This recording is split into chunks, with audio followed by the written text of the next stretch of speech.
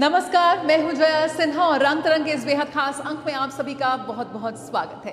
खास इसलिए क्योंकि हफ्ते दर हफ्ते हमारी कोशिश होती है कि उन कला साधकों को जिन्होंने अपना पूरा जीवन समर्पित कर दिया भारतीय कला संस्कृति के प्रचार प्रसार में, उनसे आपको रूबरू करा सकें, आपकी मुलाकात करा सकें। अनुभवी कलाकार, उभरते कलाकार सभी इस मंच पर नजर आते हैं क्योंकि कला के प्रति उनका समर्पण, उनका प्रेम उन्हें एक सुर में पिरोता हुआ नजर आता है। तो आइए शुरुआत करते हैं रंग तरंग के आज के इस अंक की इस फोटोग्राफी एग्जीबिशन से। वाइल्ड एंड फ्री ये प्रदर्शनी में आपको बेहद खूबसूरत और शानदार तस्वीरें देखने को मिल जाएंगी।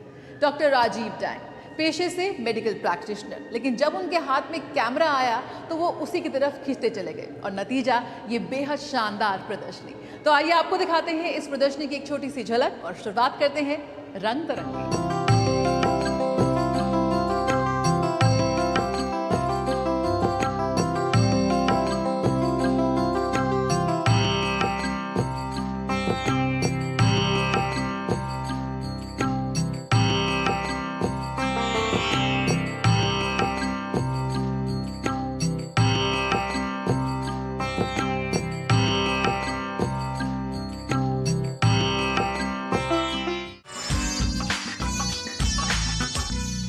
अनामिका साहित्य की दुनिया का एक बेहद मशहूर नाम, एक साहित्यकार, लेखक और एक कवयित्री भी, जिन्होंने ना जाने कितने पुरस्कार और सम्मान अपने नाम किए हैं।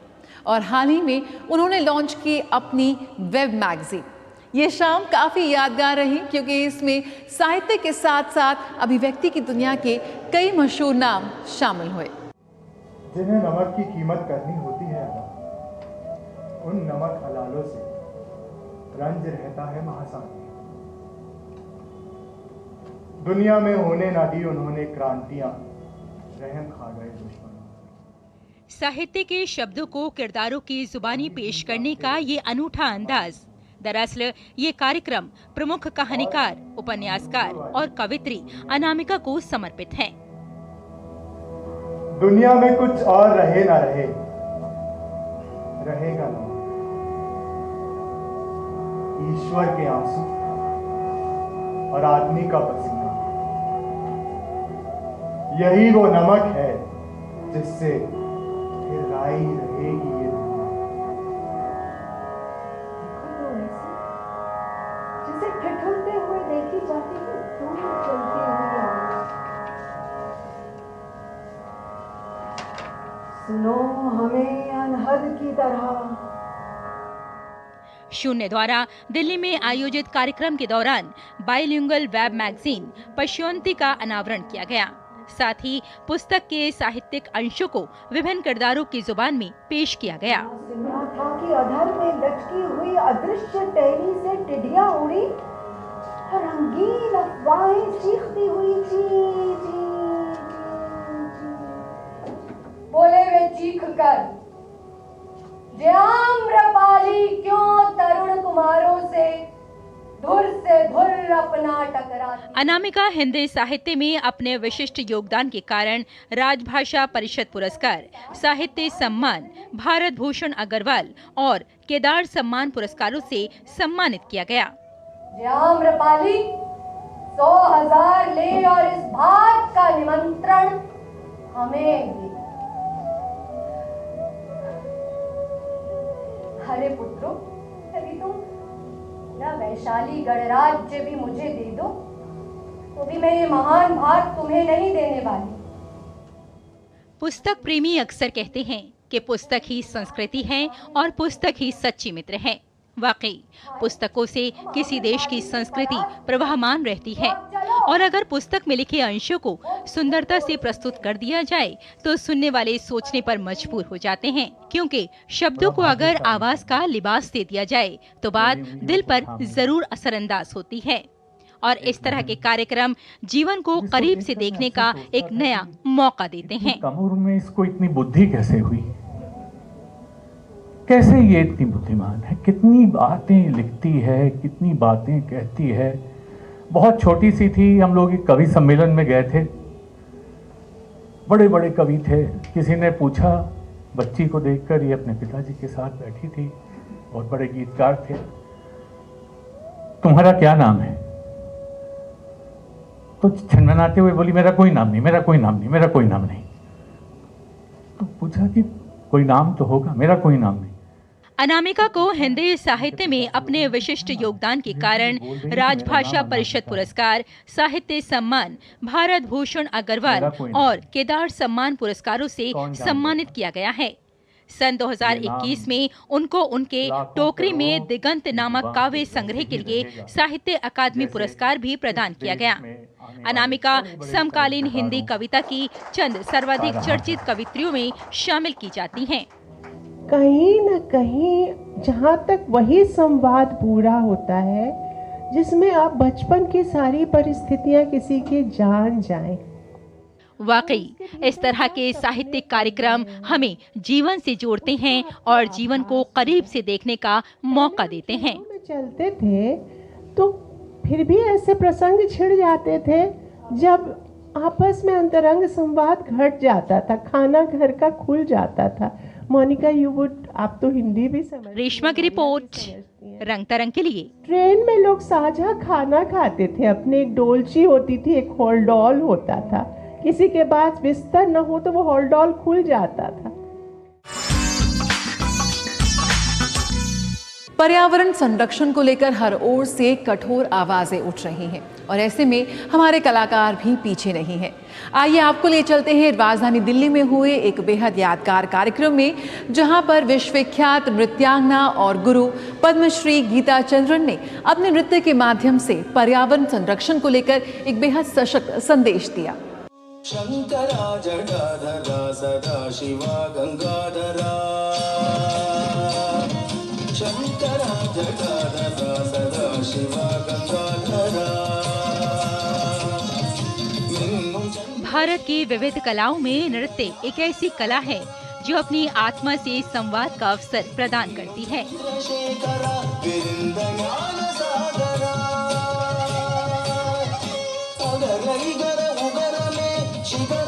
इसी कला में अनुशासन और समर्पण के भावों को बहुत सुंदरता से प्रस्तुत किया जाता है।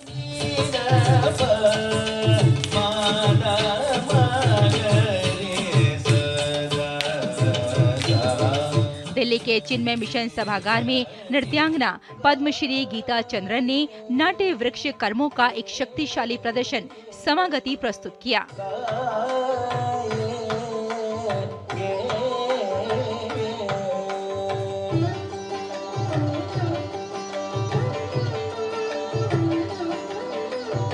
साथ ही कार्यक्रम का आरंभ शिव जी को श्रद्धांजलि देते हुए किया।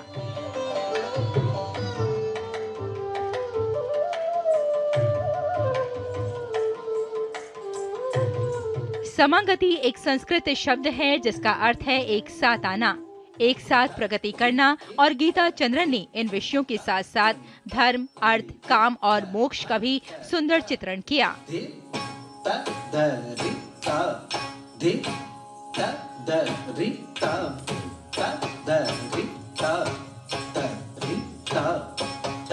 गीता चंद्रन प्रसिद्ध नृत्यांगना, नृत्य निर्देशिका और नाट्य वृक्ष की संस्थापिका भी हैं। मधुर मधुर मुरली धुन साजे, शरद विमल नभ चंद विराजे। मधुर मधुर मुरली धुन साजे। पहला जो वर्क था वो शिव के ऊपर था और शिव तांडव के ऊपर, जो हमारा ओरिजिनल कोरियोग्राफी है।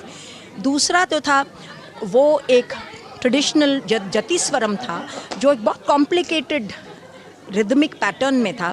उसको हमने एक ग्रुप में एनविसाज किया। फिर उसके बाद एक बहुत ट्रेडिशनल दीक्षितर कॉम्पोजिशन को लेके उसको एक नया लुक दिया, एक कंटेम्प्रेरी तरीके से उसको देखा और उसको प्रस्तुत किया। और फिर एंड में हम लोगों ने रास किया, जो कि कहा जाता है कि कृष्ण की लीलाओं में से सबसे जो ऊंची लीला थी वो रास माना जाता है। और श्रीमद् भागवत में इसका बहुत सुंदर वर्णन है और हम लोगों ने उसी से लेके इस कॉम्पोजिशन को हित हरि वल्लभ जो के जो कॉम्पोजिशन हैं, जो अष्टछाप के कवि हैं, तो उनका कॉम्पोजिशन खेलत रास रसिक ब्रज मंडन, तो उसको लेके हमने पूरा रास का जो है माहौल, शरद पूर्णिमा है और फिर गोपियाँ जो हैं सज धज के आ रही हैं, बाजे बज रहे हैं, तो इस तरीके से बहुत चीज़ें जो रास में होती हैं। और फिर कृष्ण अदृश्य हो जाते हैं बीच में और गोपियाँ जो हैं उनके लिए अपना बहुत ही एक क्या करते हैं कि उनकी जो व्यथा जो है उसको व्यक्त करती हैं और पूरे जंगल से पूछती हैं और सब जंतुओं से पूछती हैं कहाँ हैं कृष्ण। फिर कृष्ण एकदम से आते हैं, फिर उनके बांसुरी का जो असर होता है और फिर सुंदर रास जो रस रचते हैं।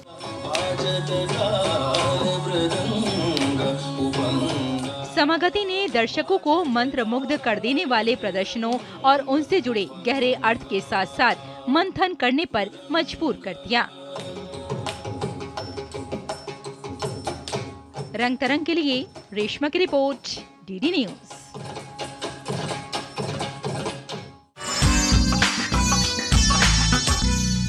भारतीय फैब्रिक अपनी उच्च गुणवत्ता के लिए पूरे विश्व में जाने जाते हैं। भारतीय परिधान, ये डिजाइन्स पूरे विश्व में मशहूर हैं।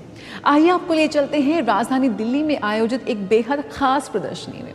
खास इसलिए क्योंकि इस प्रदर्शनी में भारतीय ऊन की विभिन्न वैरायटीज को प्रदर्शित किया गया, भारतीय ऊन की उच्च गुणवत्ता का जश्न मनाया गया। भाई उत्तर भारत में इस वक्त कड़ाके की ठंड पड़ने की शुरुआत हो चुकी है। जगह जगह आपको रंग बिरंगे स्वेटर्स और ये ऊन से बने खास परिधान नजर आ रहे हैं, तो उसको ध्यान में रखते हुए ये प्रदर्शनी काफी पसंद आई दर्शकों को।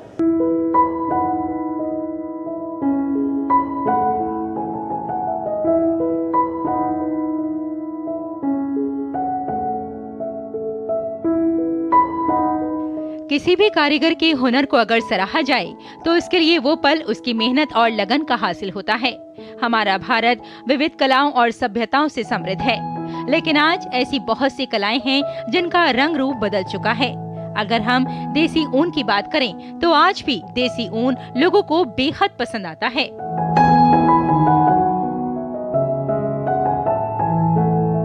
किस तरह से भेड़ से ऊन को निकाला जाता है और कितने दिनों में ऊन से कोई प्रोडक्ट तैयार किया जाता है, ये कारीगर बहुत मेहनत करके बेहतरीन चीजें बनाते हैं और अपने हाथों से बनाते हैं। दिल्ली के त्रिवेणी कला संगम में देसी ऊन फेस्टिवल का आयोजन किया गया, जिसमें कई राज्यों के कारीगरों ने भाग लिया और अपनी कला का प्रदर्शन किया। इन कारीगरों में महिलाएं भी आत्मनिर्भरता की कहानी लिख रही थी, साथ ही वहां आए कला प्रेमियों को इस कला से अवगत करा रही थी। ये देसी ऊन का हब है, कलेक्टिव है, जो अलग अलग ऑर्गेनाइजेशन जो ऊन के साथ काम करते हैं, और हमारा मिशन है कि इंडियन ऊन को प्रमोट करने के लिए, उसका वैल्यू को इंक्रीज़ करने के लिए। और अभी जो है करीबन 80% जो ऊन बनते हैं हर साल वो वेस्ट हो जाते हैं। तो हमारा मोटिवेशन है कि ये हम कैसे ऊन को वैल्यू को इंक्रीज़ करें। इस फेस्टिवल का आयोजन सेंटर फॉर पेस्टोरलिज्म ने किया था और इनका उद्देश्य यही था कि लोकल कारीगरों के फन को बढ़ावा दिया जा सके। जो चीज खाना का आते हैं ये बनाते हैं, इसका कपड़ा बनते हैं, तैरना का भी बनते हैं, ये ओढ़ना का भी बनते हैं, गर्मी के तैरने के भी ठंडी में बनते हैं, मच्छी के लिए। ऊन भेड़े की ऊन है, हाँ, उसको लेकर उसको बनाते हैं, उसका भी कपड़ा बनाते हैं। ठंड में बहुत काम लगते हैं, गर्मी के लिए ठीक रहते हैं, ठंड में गर्मी के लिए। तो ये लोग जिन्होंने ये स्थापित किया है, इससे ऊन की कहानी बताई जा रही है, पुराने क्या इस्तेमाल किए जाते थे, और उस स्टेज पे काफ़ी जो आजकल की इंडस्ट्रियल इनोवेशंस हो सकती हैं, जिसमें जो ऊन फेंका जा रहा है वो उसको किस तरह से इस्तेमाल किया जा सकता है। इतने सारे वैरायटीज़ ऑफ वूल अवेलेबल हैं इंडिया में, ये देखकर बहुत अच्छा लगा। और आर्टिसन से बात करके आई थिंक ज़्यादा अच्छा लगा, बिकॉज अदरवाइज हम लोगों को मौका। सभी का स्वागत है और सीधे रुख करते हैं भाजपा की प्रेस वार्ता की ओर।